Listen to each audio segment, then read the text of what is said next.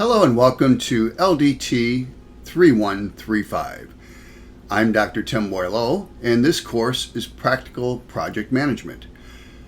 In this unit, we'll be providing a brief overview of the course to give you a better idea of what's in store. So let's go ahead and get started. By way of an agenda, I'd like to provide some basic introductions, a course overview, introduce some definitions related to project management, and talk about some key areas of the syllabus. We'll wrap up by looking at some current project management standards and certifications. So by way of introductions, this will be an in-class activity, and there will also be a discussion forum, but basically to get to know you a little bit better and what some of your expectations are for the course. So for instance, who are you and what do you do professionally? Your program of study. What is your previous project management experience? And most importantly, what are your personal goals, or what would you like to get out of this class?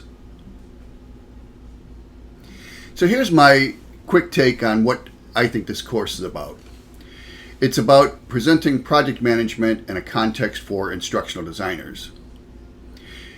We'll also be taking a look at alternative project management frameworks that are intended to facilitate learning as well as the design of instructional products. We'll look at the practice of project management for collaborative learning using short, time-boxed development cycles. We'll get more into this in the next unit, but basically, we're going to be learning project management by practicing project management using an agile framework.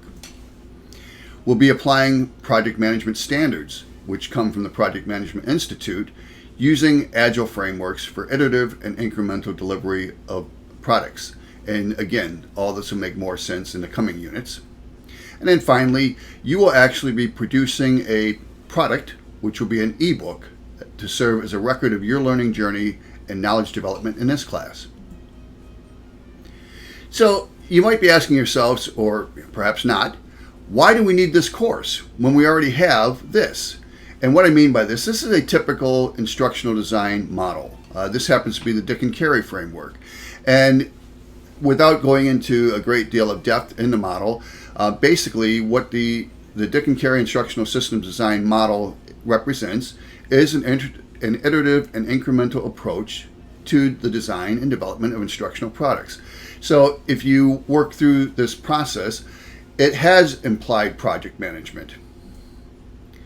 But unfortunately, we need this course in order to avoid the fact that most projects are either late, they're over budget, or lacking required features and functions, or they're not delivered entirely.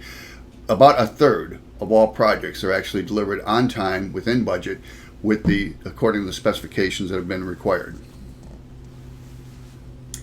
There are some project management elements, and this comes directly from the Project Management Book of Knowledge by the Project Management Institute. And looking across the top, you'll see that there are 5 project management process groups or phases. And this typically includes initiating the project, planning processes, executing processes, monitoring and controlling, and closing. This is accompanied by 10 knowledge areas. So these are the specific competencies or the standards for project management, which are divided into the areas that are indicated along the left-hand column for project management, integration, project scope management, project schedule management, and so on. And within the knowledge areas, we actually have 49 project management competencies, which represent the standard for project management promulgated by the Project Management Institute. So, in other words, when we think of project management, we can typically break this into the 5 project management phases that you see here: conception, definition and planning, launch or execution, performance control, and project closing. And with those, there are associated activities that are typically associated with project management. And this will make up the body of content that we'll be covering in this course. Before we go too much farther, let's get a couple definitions out of the way. Specifically, what do we mean by a project? The Project Management Institute provides the definition of a project as a temporary endeavor that is undertaken to create a unique product, service, or result. The temporary nature of projects indicates a definite ending point and starting point. The end is reached when the project's objectives have been achieved, or when the project is terminated because its objectives will not or cannot be met, or the product is no longer deemed relevant. Project management can be defined as the application of the knowledge, skills, tools, and techniques applied to project activities in order to meet a set of requirements.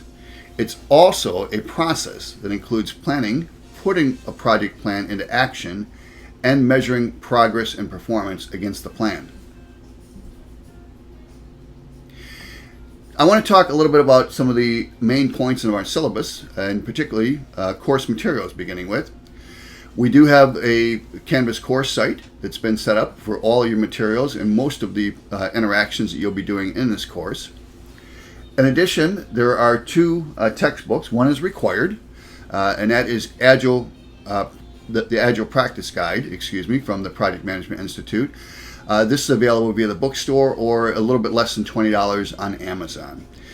If the project management is in a discipline that you plan to bring into your professional practice, I highly recommend that you also make the investment and purchase the PMBOK Guide, which is the Project Management Book of Knowledge from the Project Management Institute. And this also is available on Amazon. The bulk of the readings for this course, in addition to the required textbook, will come from three open education resource texts, which are available free and online. Let's take a brief look at the course schedule, and this is available on page 6 of the syllabus. Accounting for the fall holiday, you'll notice that there are 14 units that we will have in this class, and keep in mind that all of the content that you need for the course will be available on Canvas. Each module begins on Wednesday and ends on the following Tuesday.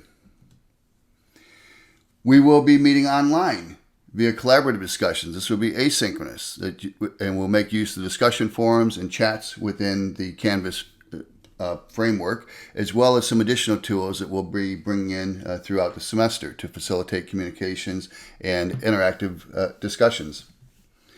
In addition to that, there will be optional live meetings. These will be conducted via Zoom, and they'll be scheduled for Saturday mornings for the purpose of facilitating the sprint reviews, which we'll talk about more as we get into the Scrum framework for Agile development.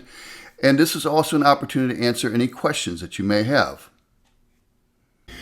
Taking a brief look at the assignments for this class, there are two fundamental tenets of the instruction and learning project management. The first is that ultimately we learn project management by practicing project management. So practice makes perfect in a sense. And the second is that we assess project management according to three variables: time, being able to deliver products on schedule; cost here, not only the total cost of the project, but the effectiveness and efficiency of resource utilization. And the third measure is in quality, in terms of our ability to deliver on the features and functions that are required. And we'll be doing this with several assignments. As I mentioned a moment ago, you will be our project management focus will be on the construction and delivery of an instructional product, which will be an ebook. And we'll have more on that as we move forward. We'll be dividing the activities in this class into project sprints, and this comes from the Scrum framework or methodology for project management, and we'll talk more about that in Unit 2. The project management work products that you'll be producing include a project charter, a project management plan, and project schedule. And there will be a self-evaluation where you will have an opportunity to reflect on your own experience, your own participation, as well as that of your team members. I want to spend just a quick moment to talk about project management standards. A standard is a document that is established by an authority, custom, or general consent as a model or example. Standards tend to be descriptive rather than prescriptive. So they describe what to do. They don't necessarily tell you how you have to do it. You don't always have to follow every aspect of every single standard. The PMI standard, which is from the Project Management Institute, is the PMBOK, the Project Management Book of Knowledge, which identifies 49 process standards organized in 5 process groups and 10 knowledge areas. And the PMBOK standard, a quote from it is, "It is considered to be good practice on most projects most of the time." There is another standard, and this comes from, it's very similar to the Project Management Institute, and this is ISO, which is the International Standards Organization, standard 21500 from 2012, identifies 39 process standards in 5 process groups and 10 subject areas. Again, these are fairly representative of each other, and for our purposes, we'll be focusing on the PMBOK as our standard for project management in this class. There are also a number of certifications. This is not part of this class necessarily, but if you are interested in expanding your personal professional resume and you are interested in pursuing project management certification, the gold standard is the Project Management Professional, and this is the certification that is available from PMI. And there are 11 other different types of certifications that are listed here, and this comes from CIO Magazine. So I've included the URL if you're interested in getting more information about that, about certifications. This brings us to our conclusion and taking a look at next steps. Please make sure that you take time to review the syllabus and the course site in its entirety, and complete the reading assignments for Unit 2, which are also specified in the syllabus. Until next time, this is Dr. Tim Boileau, wishing each and every one of you a pleasant learning experience.